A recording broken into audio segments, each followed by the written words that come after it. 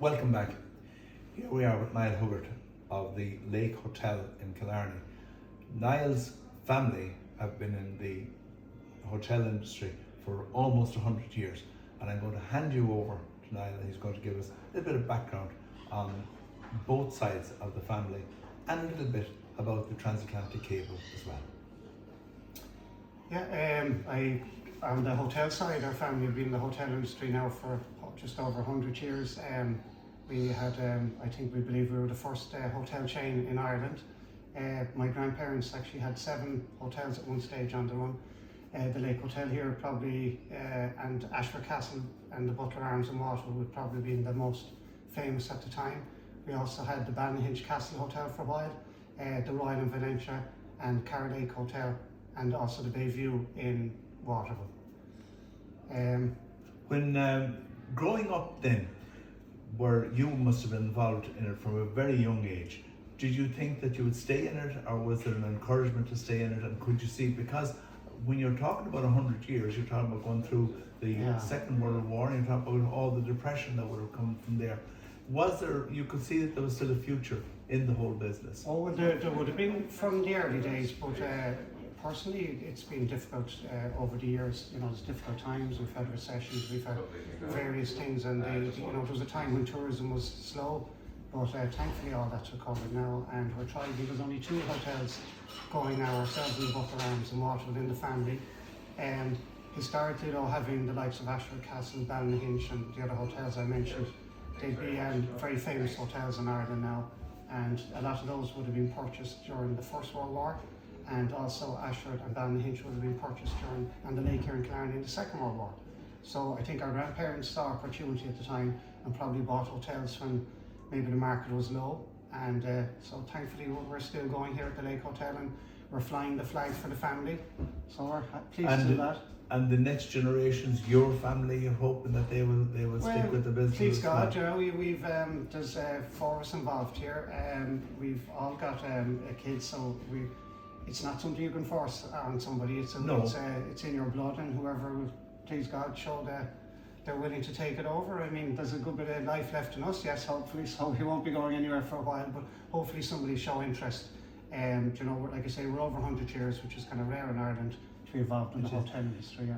The last couple of years now has been very, very challenging, and we're very, very much impressed by the amount of people that have been here for the last number of days, and I think it shows a sign that people have confidence and people want to travel. I think people have this urge to travel.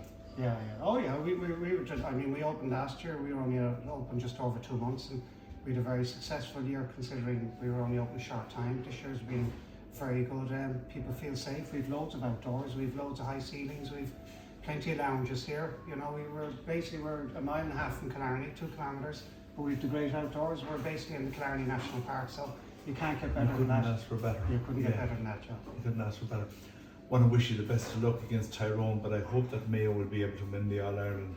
Nobody begrudge Mayo. Nobody begrudge Mayo in All Ireland.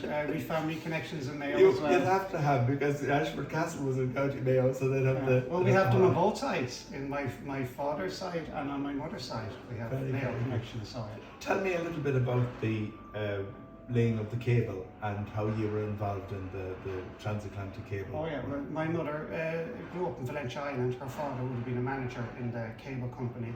It was a fantastic feat. They had 12 cables across the Atlantic to Canada. I think 6 of them were successful. It was bigger than AT&T or BT or any of the phone companies around today. It was huge. The infrastructure in Ireland actually was quite good at the time. It was a big investment by the English government. We had railways running the whole way to Carsavine. You could travel all over Ireland on a train that time. I think they've reduced a lot of the railways in Ireland now, but back in the day it was a huge deal, so yeah.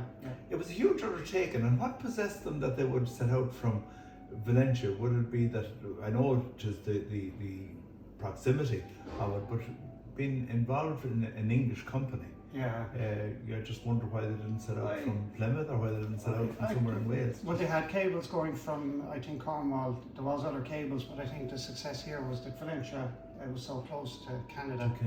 Yeah, I think it was 2,000 miles cable. We actually have 2 of the cables here. We have one of the older cables that had improved a bit like fibre optic now, it's a bit smaller, but we have the original cable. We've a piece of it here. A gentleman from Valencia gave it to us, Ted Kennedy. He went to school with my mother in Valencia Island, so it's nice to have a little bit of that history here, the Canadian connection here at the Lake Hotel. We're talking about a period over 100 years ago, and when we're going down through Waterville, where the Butler Arms Hotel is, you'll see the ribbon of houses there, where known as the cable houses, and these were the workers that would have been involved on the groundwork of the laying of the cable. It was a huge, huge undertaking. It was a very, very, very successful way. Yeah. What about the houses? Are most of the houses still lived in, and I'm sure they've been done up and everything now? Oh, they are. I was only down there the other day. They are. There's people living in all of them. They're lovely, very colourful. They've the same on Valencia Island. They've similar to the cable houses and water, but yeah. Well, thanks, Niall, for the information. It was a joy, as always, to be talking to you. And hopefully, further field travel and tours when we're back here in the month of March, and again then in May, September, that we'll be able to introduce you to all the staff that's here, and that there'll be a bit of music in the bar, because there's nothing better.